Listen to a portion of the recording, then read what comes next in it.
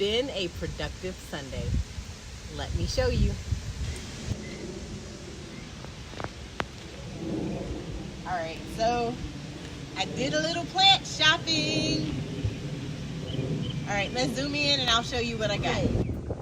First plant is this beautiful, beautiful purple flower. It is called a stoichesia. At least that's how I think you say the name. Here's the tag. Stoichesia Honey Song Purple.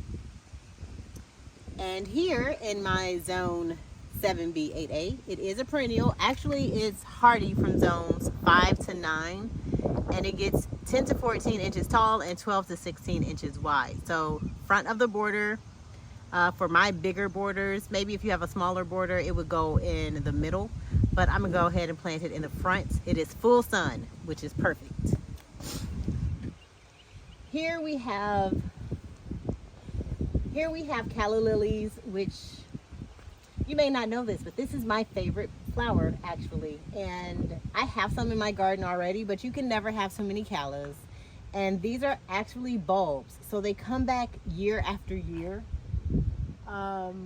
I have some, I just turned around and looked at a pot. I have some in a pot, I have some in the ground. I'm trying to get more and more calla lilies in my garden every year. So, and they get pretty tall. They get like 24 inches tall when they come back year after year. So I want a big gathering of calla lilies just everywhere sprinkled throughout my garden. They are a part sun, part shade type of plant.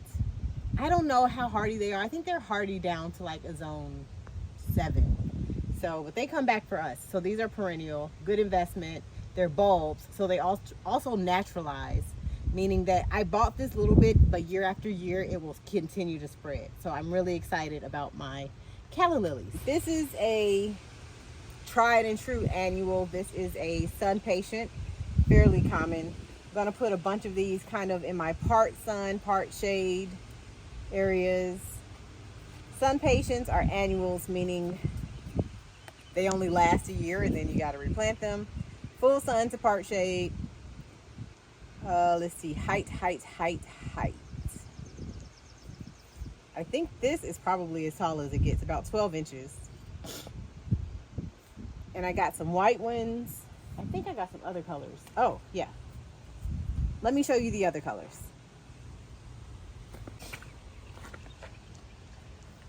All right, I also have these red ones.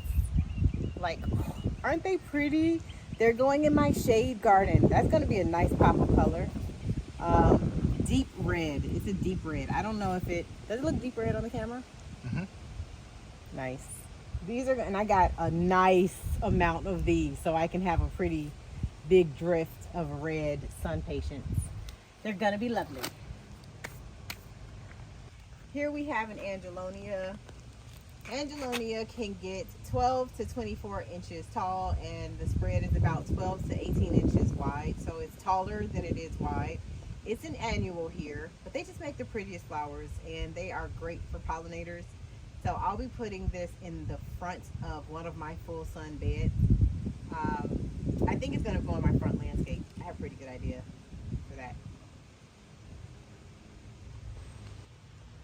I have a butterfly bush, and this is one of those, or a buddleia, but this is a raspberry.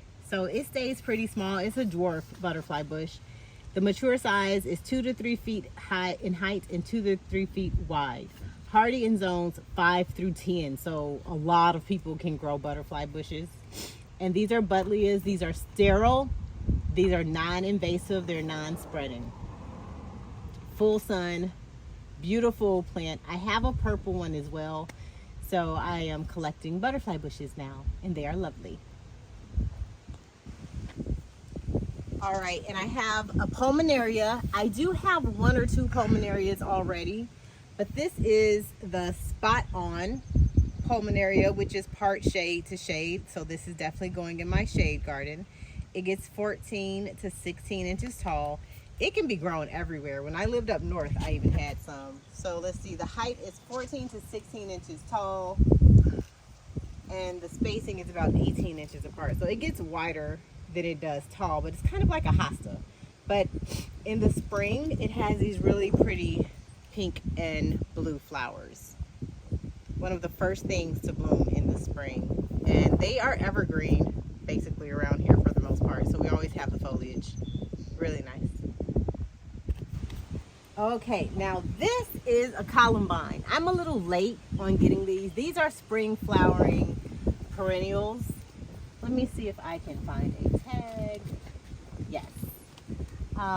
So specifically, it's this type of columbine. I have a couple different colors here, but this is the purple tag. And it's early bird purple white. This is a perennial. Sun to part shade. I'm going to put it in my part shade garden. I really love the leaves because they'll do a good cover, but they stay in the front of the border. It's 9 to 11 inches tall and only 8 to 10 inches wide. So they have beautiful foliage, and I will put them in the front of the border, and I can't wait to see them first thing every spring. But these are the flowers. And I have different colors of flowers. They're all going to be so pretty. But even the foliage will look nice throughout the summer and fall. All right, now this chartreuse green ground cover is called a Joseph's coat. I am not that familiar with this plant, but it looks like it would make a really good ground cover. And I do need something in my area kind of low. Matter of fact, let me show you the area. Right here.